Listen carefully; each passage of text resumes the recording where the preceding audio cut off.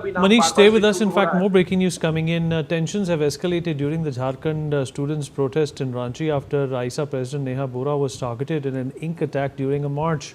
According to eyewitnesses, a youth allegedly threw ink at her from behind before being overpowered by protesters and handed over to the police. The accused, identified as Amarnath Pandey of Hazaribagh, is being questioned at the police station. A video that surfaced after the incident allegedly shows the accused shouting, "These people are traitors," and "Down with Umar Khalid." Police are investigating the motive behind the slogans and the ink attack and whether the incident was pre-planned. All right, let me in fact bring in Shekhar once again into this conversation. Shekhar, how do you think this should be resolved? Because obviously, in some way or the other, Shekhar, this could undermine all the hard work that has been done by the Cockroach Janata Party. Shekhar? Yeah, absolutely, Vineet. And I think the one thing, I think from a solution perspective, we need to have a look at try to create a national recruitment integrity framework. Right now, the trust is at a deficit right now. And the students don't have trust in institutions, which is a big problem.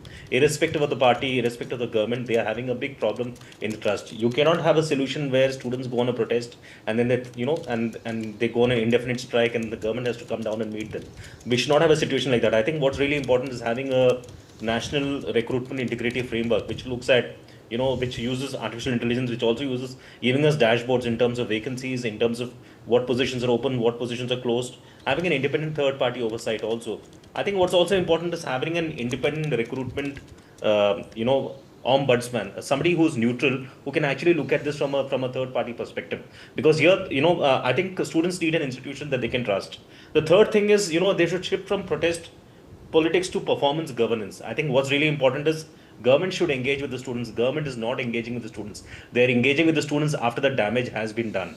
They need to engage with the students right away, because if they don't do that, the governance is at an all-time low. Frustration reaches the stage of hunger strikes, and every recruitment body should ideally publish monthly progress reports, pending vacancies, timelines, and reasons for delays. They need to be transparent about this. The problem is right now, they're not transparent. There's a lack of trust. There's so much of frustration which is seeping in, and the students are also realizing after what they saw on Jantar Mantar that if they go on a protest, their wishes will be fulfilled. But why do you want to go on a protest in the first place?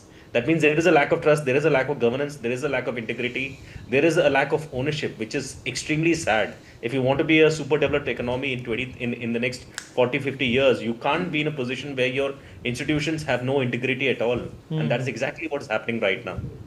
All right. On that note, we're going to dip into a short break, but appreciate everybody who joined in. Thank you for your time. We'll be right back.